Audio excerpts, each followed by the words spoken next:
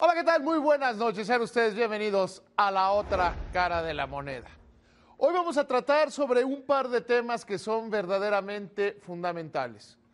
Uno de ellos es el combate al lavado de dinero. Tradicionalmente en este país nos habíamos concentrado en solo combatir a los delincuentes. Sin embargo, poco habíamos hecho en contra del lavado de dinero.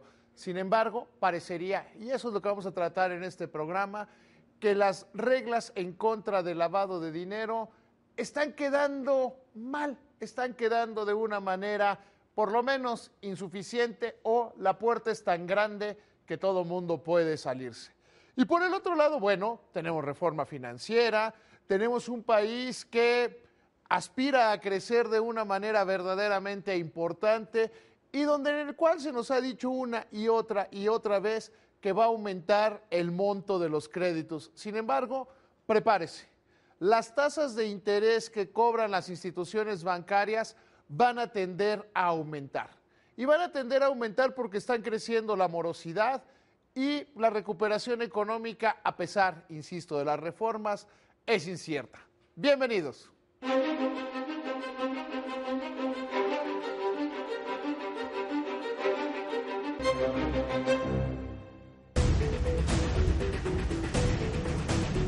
El Servicio de Administración Tributaria ha prorrogado hasta el 17 de enero de este año el plazo para la presentación de los avisos que las empresas deben realizar por efectuar operaciones vulnerables al blanqueo de dinero. Es la segunda extensión de dicho plazo, el cual se estableció el 17 de noviembre de 2013, ya que las personas físicas y morales que realizan actividades vulnerables al lavado de dinero, como en juegos con apuestas, rifas, emisión de tarjetas, desarrollo de bienes inmuebles, entre otros, deben inscribirse ante el SAT y enviar la información de los clientes que efectuaron compras en efectivo superiores a los montos establecidos en la ley aprobada el año pasado y que obliga a los contribuyentes a informar a la Unidad de Inteligencia Financiera de la Secretaría de Hacienda las operaciones que rebasen el límite de transacciones en efectivo permitido en diversos actos comerciales. De lo contrario, serán sujetos a multas que van de 12,900 pesos a 4.2 millones de pesos. Los delincuentes, salvo los estigmas que vemos en películas como El Infierno o algunas otras, se dedican a la delincuencia para hacer dinero. No porque sea chistoso, no porque sean intrínsecamente malos, sino lo hacen para cambiar la forma de vida. De hecho, desgraciadamente, tienen lemas que penetran incluso entre los más jóvenes, de los cuales llegan a decir que más vale 5 años de rico que 50 de mendigo. Es decir, quien se dedica a la delincuencia lo hace para tener dinero de una manera rápida y efectiva.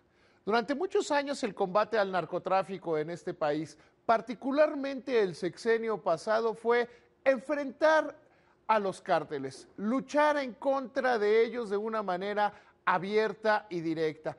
Poco se consideró o poco se comprendió que una de las cosas importantes en el combate a las actividades ilícitas es cortarles la fuente de dinero, cortarles la fuente de acceso que tienen a los diferentes benefactores en la vida. Así las cosas, se entendió que se tiene, sí, que mantener la lucha frontal en contra de los cárteles que amenazaba ya la soberanía del país, pero por el otro lado que también se les tiene que impedir el acceso a los recursos, se les tiene que impedir el acceso al dinero que tienen, o por lo menos dificultárselo. México es un país que ha sido tradicionalmente laxo en estas medidas. Un país donde todavía hoy por hoy 8 de cada 10 vehículos se venden en efectivo, donde el 25% de las transacciones en el país solo se hacen con medios electrónicos. Había que cambiar las reglas. De ahí que se emitió una ley para la prevención del lavado de dinero, que entre otras de las cosas busca establecer reglas en contra de las actividades que son vulnerables, actividades que muy fácilmente se habían convertido en incentivos para los delincuentes. Y estamos hablando de casinos, joyerías, tiendas de automóviles, negocio hipotecario. En México es uno de los pocos países del mundo donde hasta hace realmente poco tiempo una casa se podía comprar o vender en efectivo. sin que hubiera cheques de por medio, sin que hubiera transferencias electrónicas, y vehículos y joyas, etcétera, etcétera, etcétera. El Servicio de Administración Tributaria, desgraciadamente, ha tenido que prorrogar durante 3 ocasiones la entrada en vigor de estas actividades que se llaman vulnerables. ¿A qué se refieren con una actividad vulnerable? No solo estos rubros de mercado, sino operaciones que por su monto podrían resultar vulnerables. Estamos hablando de relojes de más de 100,000 pesos o de operaciones de este tipo. Sin embargo, los que se han registrado hasta el momento son poco más de 20,000 y prácticamente todos han reportado que las operaciones son cero. ¿Qué es lo que ha pasado? Habría que preguntárnoslo ciertamente. ¿La ley es correcta? El sentido de la ley sin duda es el correcto, que se tenga que castigar, impedir o dificultar las operaciones con dinero en efectivo.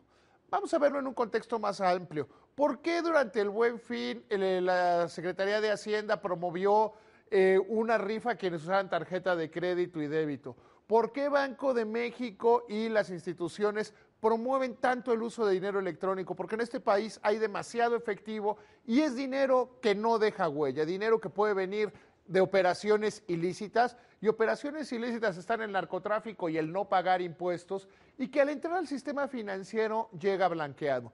De hecho, salvo la banca, era el único que tenía la obligación de conocer los recursos de sus clientes.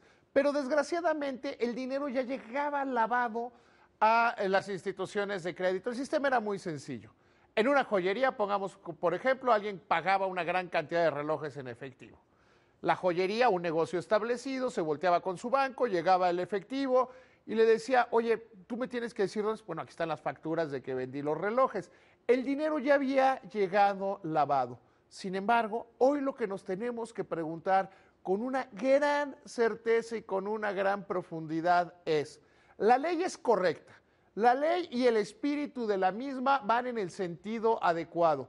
Sin embargo, parecería que estamos dejando una puerta verdaderamente grande para que todo mundo pueda colarse a través de ella. Sí, el Servicio de Administración Tributaria tiene que hacer correcciones en su portal por un lado, y por el otro, los que están reportando en ceros, quiere decir que algo no está funcionando perfectamente, porque lavado de dinero, desgraciadamente, sigue habiendo. Aumentarán las tasas de interés en créditos. Para el Banco Central, los fundamentos económicos se mantienen sólidos, ya que se cuenta con una deuda pública baja con niveles de inflación y de tasas de interés en mínimos históricos. Asimismo, Banxico espera incrementar su tasa de referencia conforme aumenten las presiones inflacionarias que se generarán por un mayor dinamismo económico. Este dinamismo creará un mayor consumo privado que se acompañará del crédito bancario, ya que el empleo formal y las remesas favorecen el ingreso personal.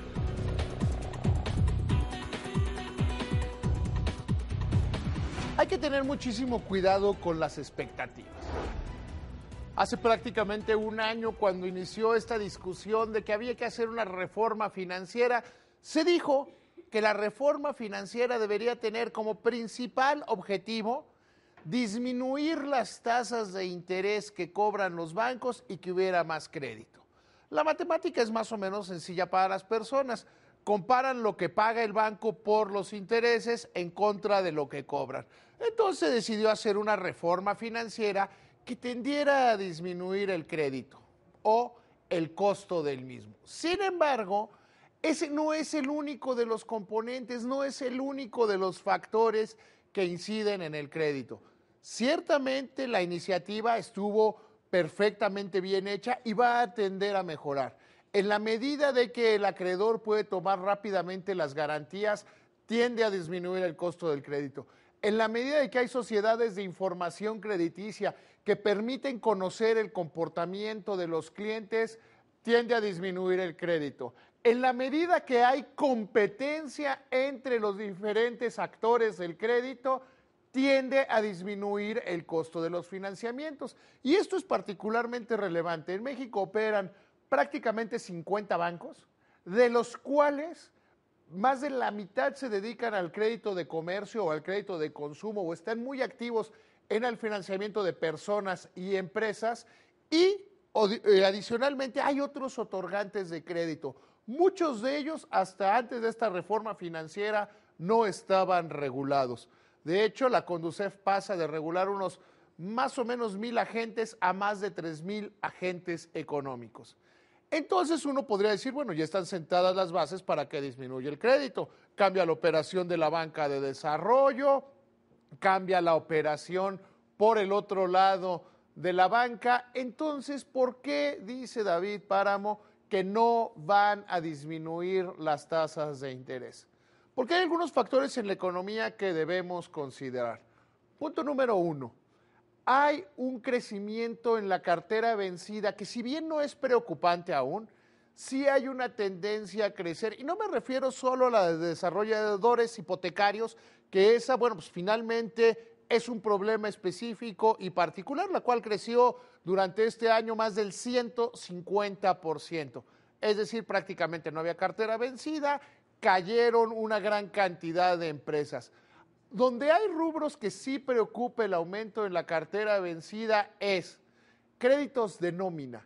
Y no solo los créditos de nómina que otorga la banca, sino algunos otros otorgantes. Vimos en semanas pasadas que la Secretaría de Hacienda llegó a un convenio con el Sindicato Nacional de Trabajadores de la Educación para corregir el problema que tenían con los créditos de nómina. Resulta que se había abusado de esta figura, no necesariamente en instituciones de crédito, y ya la capacidad de crédito de los maestros se había desplomado. Entonces tenemos por ahí un lado un crecimiento en la cartera. Por el otro lado tenemos que analizar las expectativas.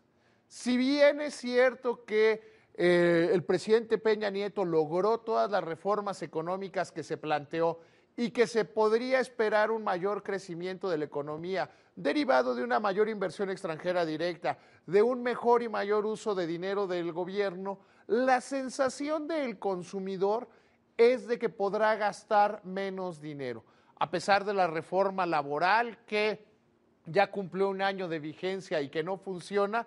También estamos viendo que el empleo formal, el empleo que permite tener acceso al crédito, se está deteniendo. Las instituciones financieras han dejado muy claro cuál es su prioridad. La prioridad es preservar el dinero de los depositantes y de los accionistas. Para hacerlo, no solo basta un cambio en el marco jurídico, se necesita un cambio en las condiciones de la economía.